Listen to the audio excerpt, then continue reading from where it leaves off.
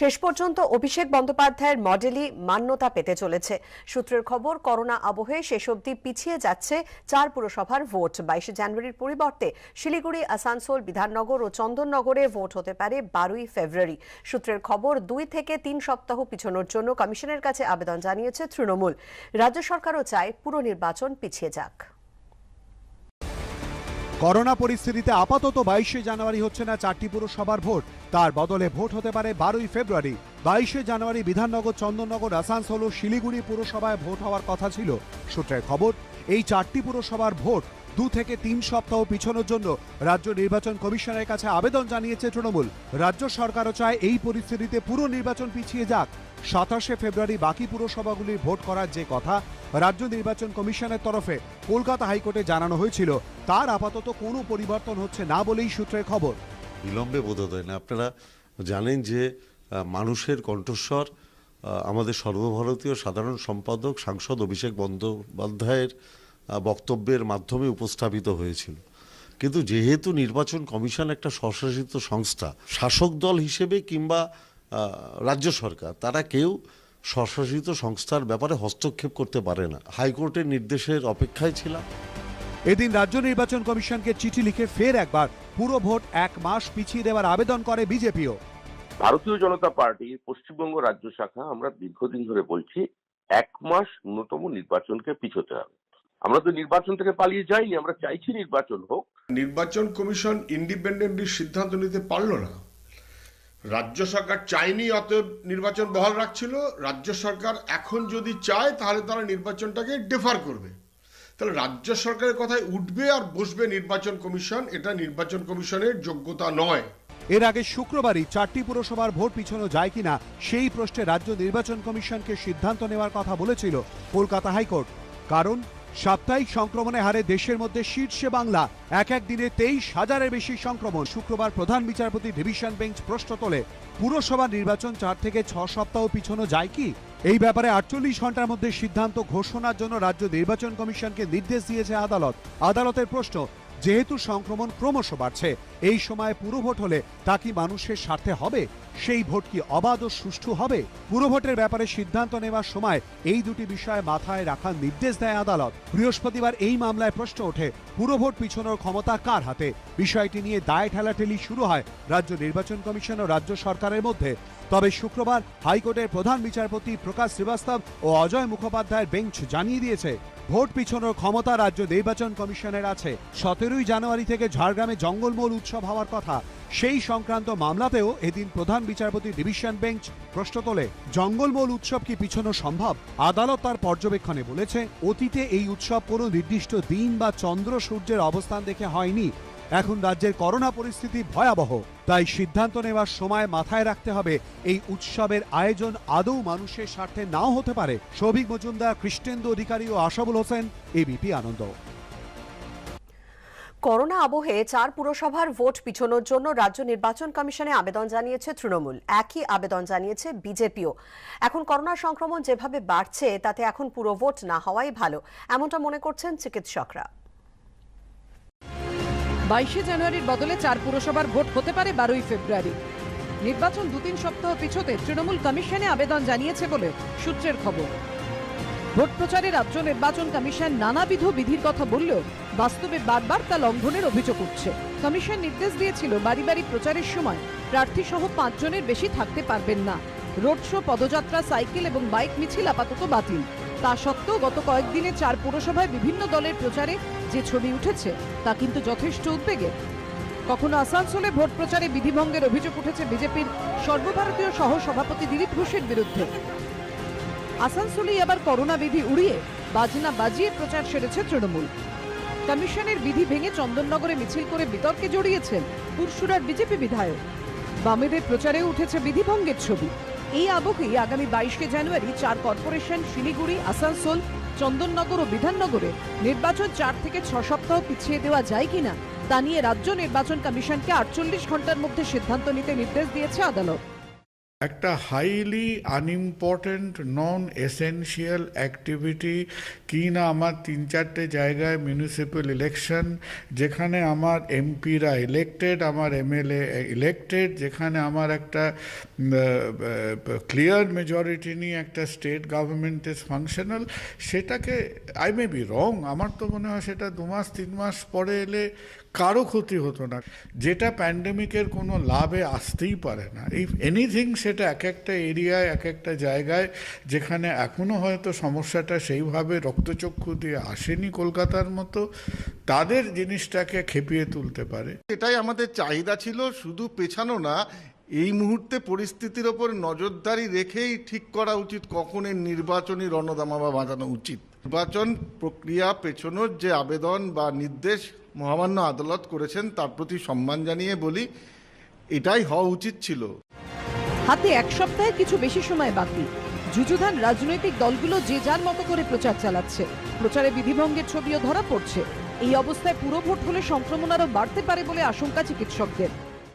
সরকারেরই এটা দরকার ছিল যে সিদ্ধান্ত করে ইলেকশনটাকে পিছিয়ে দেয়া, নির্বাচন কমিশনেরও দরকার ছিল যে সিদ্ধান্ত করে ইলেকশনটাকে 2-4 সপ্তাহ পিছিয়ে দেয়া। যেটা 2 বছর ধরে আটকে আছে তাকে এরকম একটা ভয়ঙ্কর পরিস্থিতির মধ্যে করতেই হবে, এটা তো আমরা চিকিৎসক হিসেবে আমরা বুঝতে পারছি না। ফলে কোর্ট যদি বন্ধ করে দেয় আমরা ওয়েলকাম করব। আমরা ডাক্তার মহলরা খুশি যে অ্যাটলিস্ট কিছুটা সুপার স্প্রেডার আমরা কমাতে পারবো, এবং কিছুটা হলেও যদি এটা হচ্ছে নির্বাচন কমিশন মানে, তাহলে হচ্ছে যে কিছু মানুষ উপকৃত হবে। সূত্রের খবর, এই পরিস্থিতিতে রাজ্য নির্বাচন কমিশনকে 4 পুরসভার ভোট 2 থেকে 3 সপ্তাহ পিছিয়ে দেওয়ার জন্য আবেদন জানিয়েছে তৃণমূল। রাজ্য নির্বাচন কমিশনের কাছে ফের একবার ভোট পিছনোর আবেদন জানিয়েছে বিজেপিও। শনিবার রাজ্য বিপর্যয় মোকাবিলা অথরিটির সঙ্গে বৈঠকে বসবে রাজ্য নির্বাচন কমিশন। সূত্রের খবর, পুরসভার ভোট 2 থেকে 3 সপ্তাহ পিছিয়ে দেওয়ার সিদ্ধান্ত নেওয়া হতে পারে। ঝিলম করঞ্জাই, সন্দীপ সরকার, রুমা পাল, এবিপি আনন্দ। রাজ্য বিজেপিতে কি আরও জোরালো হচ্ছে সংঘাত? দলের হোয়াটসঅ্যাপ গ্রুপ ছাড়ার পর এবার শান্তনু ঠাকুর রাজ্য নেতৃত্বের বিরুদ্ধে নরেন্দ্র মোদী ও জেপি নাড্ডার কাছে নালিশ জানাতে পারেন বলে সূত্রের দাবি। শনিবার ফের বৈঠকে বসতে পারেন বিক্ষুব্ধ নেতারা, যদিও দলে কোনো অসন্তোষ নেই বলে দাবি রাজ্য নেতৃত্বের। আমার মনে হয় হয়তো বর্তমান যারা নেতৃত্বে আছে, দিল্লিতে হোক বা এখানে, তারা হয়তো ভেবেছে আমরা নেতৃত্ব দেবার ক্ষমতা রাখি না, আমাদের ব্রাত্য করে দেওয়া হয়েছে। আমার মনে হয় আমাদের সাধারণ সম্পাদক বিজেপিকে শেষ করার দায়িত্বটা পশ্চিমবঙ্গে ভালোভাবেই পালন করছে। রাজ্য বিজেপিতে ক্রমেই বাড়ছে অসন্তোষ, জোরালো হচ্ছে সংঘাতের সম্ভাবনা। কমিটিতে জায়গা না পাওয়ায় ক্ষুব্ধ দলের একাংশ। এই পরিস্থিতিতে শনিবার ফের বৈঠকে বসতে পারেন রাজ্য বিজেপির বিক্ষুব্ধ নেতারা। যে মতুয়া ভোট ব্যাংকের জেরে গত লোকসভা ও বিধানসভা নির্বাচনে বড় সাফল্য পেয়েছে বিজেপি, সেখানে নতুন রাজ্য ও জেলা কমিটিতে মতুয়া সম্প্রদায়ের প্রতিনিধিদের জায়গা না দেওয়ায় ইতিমধ্যেই ক্ষোভে ফেটে পড়েছেন বহু নেতা। দলের হোয়াটসঅ্যাপ গ্রুপ ছাড়ার হিড়িক পড়ে গেছে। কেন্দ্রীয় মন্ত্রী ও সারা ভারত মতুয়া মহাসংঘের সংঘাধিপতি শান্তনু ঠাকুর ছাড়াও তালিকায় রয়েছেন নদিয়া, উত্তর 24 পরগনা, বাঁকুড়ার একাধিক বিজেপি বিধায়ক। বঙ্গ বিজেপির যারা নেতারা আছে, এখন বর্তমান যে নেতারা আছে, তাদের শান্তনু ঠাকুর বা মতুয়া সমাজের ভোট নিষ্প্রয়োজন। তাই আমার ফিল হয়েছে, এটা বহুদিন যাবত এটা ফিল করেছি, বিধায় আমি সব গ্রুপ ত্যাগ করেছি। গত 4 জানুয়ারি শান্তনু ঠাকুরের নেতৃত্বে মতুয়া ঠাকুরবাড়িতে রুদ্ধদ্বার বৈঠক করেন বিক্ষুব্ধ নেতারা। এরপর 9 তারিখ শান্তনু ঠাকুরের বাড়িতে বৈঠকে বসেছিলেন রাজ্য কমিটি থেকে বাদ পড়া কয়েকজন বিজেপি নেতা। সূত্রের খবর, শনিবার দক্ষিণ কলকাতায় পোর্ট ট্রাস্টের গেস্ট হাউসে ফের বৈঠকে বসতে পারেন বিজেপির বিক্ষুব্ধ নেতারা। ডাকা হয়েছে দলের হোয়াটসঅ্যাপ গ্রুপ ছেড়ে বেরিয়ে যাওয়া বাঁকুড়া, নদিয়ার বিক্ষুব্ধ বিধায়কদের। থাকতে পারেন শান্তনু ঠাকুর, সায়ন্তন বসু, জয়প্রকাশ মজুমদার, রিতেশ তিওয়ারিরা। বিজেপি সূত্রে আরও খবর, রাজ্য নেতৃত্বের বিরুদ্ধে যাবতীয় ক্ষোভের কথা নরেন্দ্র মোদী ও জেপি নাড্ডার কান পর্যন্ত পৌঁছে দিতে চান শান্তনু ঠাকুর। সূত্রের খবর, 15 জানুয়ারির পর যে কোনো দিন শান্তনু ঠাকুরকে বৈঠকের জন্য সময় দিতে পারেন নাড্ডা। দিন কয়েক আগেই দিল্লিতে গোটা বিষয়টি নিয়ে মোদী ঘনিষ্ঠ এক কেন্দ্রীয় মন্ত্রীর সঙ্গে শান্তনু ঠাকুর ও রিতেশ তিওয়ারির কথা হয়েছে। সূত্রের খবর, সেখানে ঠিক হয়েছে সাংগঠনিক বিষয় নিয়ে মোদীকে অবগত করবেন ওই কেন্দ্রীয় মন্ত্রী। যদিও এ বিষয় নিয়ে শান্তনু ঠাকুরের কোনো প্রতিক্রিয়া মেলেনি, তবে তাদের পাশে দাঁড়িয়েছেন তথাগত রায়। এই যে বিজেপির রক্তক্ষরণ হচ্ছে, এইটার জন্য কেন ব্যবস্থা নিচ্ছে না দল আমার কাছে বোধগম্য হচ্ছে না। এটার জন্য আমি গোড়া থেকে যেটা বলে আসছি, একটা বিশ্লেষণ হওয়া উচিত এবং একটা সংশোধন হওয়া উচিত, কোর্স কারেকশন যাকে বলে। এক প্রেক্ষিতে যদি আমরা এই রকম সর্বনাশের রাস্তায় গড়িয়ে গড়িয়ে চলতে থাকি তাহলে দলের যা হবার তাই হবে, পরিণাম যা হবার তাই হবে, কে আটকাবে? अगर कुछ लोगों का आयु हो गया है तो इफ यू आर एज्ड तो आपके बाद आपका नया जनरेशन यहाँ for a very long time to come यहाँ रहने वाला है। বিজেপি সংঘবদ্ধ অতীতে ছিল, আজ আছে এবং ভবিষ্যতেও থাকবে। বিজেপির অন্দরের এই অসন্তোষ দেখে স্বাভাবিকভাবেই খোঁচা দিতে ছাড়েনি তৃণমূল। মুসল পর্ব শুরু হয়ে গেছে, এর বেশি আর কিছু নয়। পশ্চিমবাংলায় আগামী দিনে বিজেপি বলে কোনো রাজনৈতিক দল থাকবে বলে আমার মনে হয় না। লোকসভা ভোটে ভালো ফলের পর বিধানসভা ভোটে ধাক্কা, তারপর থেকেই রাজ্য বিজেপির অন্দরে ঝড়। এই জল কতদূর গড়ায় সেদিকেই এখন নজর রাজনৈতিক মহলে। দীপক ঘোষ, আশাবুল হোসেন ও ময়ূর ঠাকুর চক্রবর্তীর রিপোর্ট, এবিপি আনন্দ।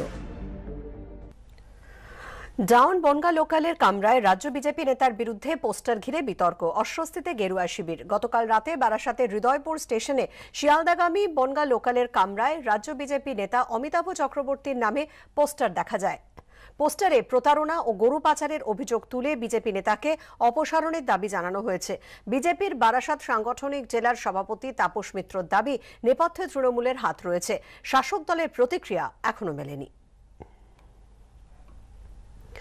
বিধাননগর পুরভোটে 22 ও 25 নম্বর ওয়ার্ডে কংগ্রেস প্রার্থীদের প্রচারে বাধা দেওয়ার অভিযোগ উঠল তৃণমূলের বিরুদ্ধে। ঘটনাস্থল কেষ্টপুর মাঝেরপাড়া। 22 নম্বর ওয়ার্ডের কংগ্রেস প্রার্থীর অভিযোগ, প্রচারে বাধা দেওয়ার পাশাপাশি তার ফেস্টুন ব্যানার ছিঁড়ে দেয় তৃণমূল আশ্রিত দুষ্কৃতীরা।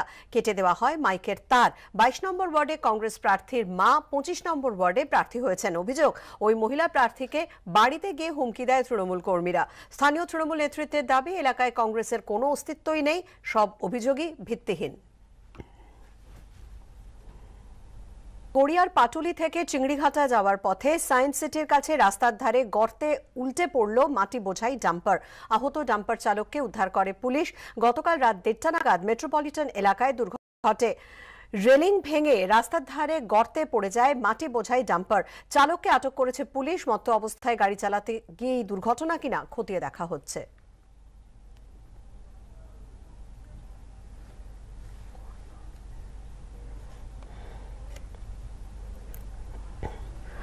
উত্তর দিনাজপুরের প্রাক্তন জেলা তৃণমূল সভাপতি অমল আচার্যকে দলে ফেরানো চলবে না, এই দাবিতে জেলার 8 বিধায়ক চিঠি দিলেন মমতা বন্দ্যোপাধ্যায়কে। এ নিয়ে অমল আচার্যকে ফোন করা হলেও তিনি কোনো জবাব দেননি। বিজেপির প্রতিক্রিয়া, যাই হোক না কেন দলে কোনো প্রভাব পড়বে না। তৃণমূলে ফেরানো চলবে না অমল আচার্যকে, দাবি তুললেন উত্তর দিনাজপুরের 8 তৃণমূল বিধায়ক। সম্প্রতি শাসক দলের 8 জন বিধায়ক মুখ্যমন্ত্রী মমতা বন্দ্যোপাধ্যায়কে একটি চিঠি দিয়েছেন। তাতে ছত্রে ছত্রে প্রাক্তন জেলা তৃণমূল সভাপতি এবং ইটাহারের প্রাক্তন বিধায়কের সমালোচনা করা হয়েছে। অমল আচার্যকে দলে ফেরালে বিরূপ প্রতিক্রিয়া হবে বলেও দাবি করা হয়েছে। উনি বিজেপিতে চলে যাওয়াতে উত্তর দিনাজপুরের সর্বসেরা রেজাল্ট হয়েছে। ওনার আর প্রয়োজন নেই। উনি যখন তৃণমূল কংগ্রেসে ছিলেন তখন জেলাতে এত ভালো রেজাল্ট হয়নি। অত্যন্ত গ্রুপবাজি, লবিবাজি, গ্রুপিজম পলিটিক্স উনি করতেন। সুতরাং উনি আসলে দলে ব্যাপক ক্ষয়ক্ষতি হবে। 2011 থেকে টানা 10 বছর ইটাহারের তৃণমূল বিধায়ক ছিলেন অমল আচার্য। দীর্ঘদিন উত্তর দিনাজপুরে দলের জেলা সভাপতিও ছিলেন জেলা চেয়ারম্যান পদেও। 21 বিধানসভা ভোটে তৃণমূল তাকে প্রার্থী না করায় বিক্ষুব্ধ হয়ে বিজেপিতে যোগ দেন অমল আচার্য। কিন্তু ফল প্রকাশের পর মোহভঙ্গ হয় তাঁর। ইচ্ছে প্রকাশ করেন পুরনো দলে ফেরার। এরপরই তাকে যাতে দলে ফেরানো না হয় সেই দাবি তুলতে থাকে তৃণমূলের একাংশ। এবার এই ইস্যুতে দলনেত্রীকে চিঠি দিলেন 8 বিধায়ক। বিষয়টি নিয়ে জল ঘোলা শুরু হতেই গেরুয়া শিবির দাবি করেছে এতে তাদের দলে কোনো প্রভাব পড়বে না। উনি ওই দলে ছিলেন কিছু সময়ের জন্য, ভারতীয় জনতা পার্টি সরকারে আসবে, সেখানে কিছু পাওয়া যাবে সুযোগ সুবিধা ইত্যাদি, তার জন্য অনেকেই এসছেন। আবার পুনর্মুসিকভাবে তারা যেখানে ছিলেন সেখানেই চলে গেছেন। সমালোচনায় সরব হয়েছে বামেরাও। দম বন্ধ হয়ে গেছিল, বিজেপিতে যাবার জন্য উঠে পড়ে লেগেছিলেন, গেলেন। এখন আবার নাকি পাল্টা দম এমন বন্ধ হয়ে গেল যে আবার বিজেপি থেকে তৃণমূলে আসতে চাইছেন। যারা দলের কঠিন সময়ে চলে গিয়েছিলেন, নিশ্চিতভাবেই যারা কঠিন সময়ে লড়াই করেছেন, তাদের সেন্টিমেন্ট, তাদের ঝুঁকি, তাদের সাহস, তাকে স্যালুট করেই দল সিদ্ধান্ত নেবেন। এ বিষয়ে অমল আচার্যকে বারবার ফোন করা হলেও তিনি ফোন ধরেননি। সুদীপ চক্রবর্তী ও রঞ্জিত হালদারের রিপোর্ট, এবিপি আনন্দ। স্থানীয় বাসিন্দাকেই প্রার্থী হিসেবে চাই, এই দাবিতে একাধিক পোস্টার পড়ল কাঁথি পুরসভার ৩ নম্বর ওয়ার্ডে। বিজেপি পোস্টার দিয়েছে বলে দাবি তৃণমূলের, অন্যদিকে তৃণমূলের কোন্দলের জেরে পোস্টার পড়েছে বলে কটাক্ষ করেছে বিজেপি। ২৭ ফেব্রুয়ারি রাজ্যে শতাধিক পুরসভায় তারা ভোট করাতে প্রস্তুত বলে হাইকোর্টে জানিয়েছে রাজ্য নির্বাচন কমিশন। ভোট হওয়ার কথা পূর্ব মেদিনীপুরের কাঁথি পুরসভাতেও, কিন্তু তার আগেই শুক্রবার কাঁথির ৩ নম্বর ওয়ার্ডে বিভিন্ন জায়গায় দেখা গেল এই পোস্টার। তাতে লেখা রয়েছে, ওই ওয়ার্ডে ভাড়াটিয়া প্রার্থী দাঁড় করানোর চক্রান্ত রোধ করুন, ৩ নম্বর ওয়ার্ড তার নিজের মেয়েকেই চায়। পোস্টারের নিচে কাঁথি ৩ নম্বর ওয়ার্ডের বাসিন্দাদের কথা উল্লেখ রয়েছে, নেই কোনো রাজনৈতিক দলের নাম। এখনো পর্যন্ত তৃণমূল বিজেপির কেউই প্রার্থীর নাম ঘোষণা করেনি, কিন্তু এই পোস্টার নিয়ে শুরু হয়ে গেছে তুমুল তরজা। কথার ধরন দেখে বোঝা যাচ্ছে যে কারাই পোস্টারটা দিয়েছেন, কারণ ওই দলটা একটা বিশৃঙ্খলা পার্টি, যাদের মধ্যে কোনো শিষ্টাচার, কোনো কালচার নেই, কাটমানিখোর এই দলটা, এবং বিভিন্ন জায়গায় নির্বাচনে যে ধরনের ওরা সন্ত্রাস সহ ব্যাপকভাবে রিগিং করছে, তো তাতে অনেক কিছু হবে। এটা বিজেপির কেউ এই পোস্টারটা তৈরি করে ছাপিয়ে আমাদেরকে বিভ্রান্ত করার এবং আমাদের কর্মীদেরকে বিভ্রান্ত করার পরিকল্পনা করছেন। আমরা এর তীব্র নিন্দা করছি। আমরা ঐক্যবদ্ধভাবে আছি, যিনি আমাদের দলের ক্যান্ডিডেট হবেন তার হয়েই দল লড়বে এবং তিনি সেখানে জিতবেন, এ ব্যাপারে কোনো সন্দেহ নেই। কাঁথির ৩ নম্বর ওয়ার্ডের বিদায়ী তৃণমূল কাউন্সিলর জাভেদ আক্তার, তিনি স্থানীয় বাসিন্দা। এদিকে আবার আসন্ন পুরভোটের আগে তৃণমূল ও বিজেপি কেউই প্রার্থীর নাম ঘোষণা করেনি, তাহলে স্থানীয় বাসিন্দাকে প্রার্থী চেয়ে পোস্টার দিল কারা, তা নিয়েই জল্পনা তুঙ্গে। ঋত্বিক প্রধানের রিপোর্ট, এবিপি আনন্দ, পূর্ব মেদিনীপুর।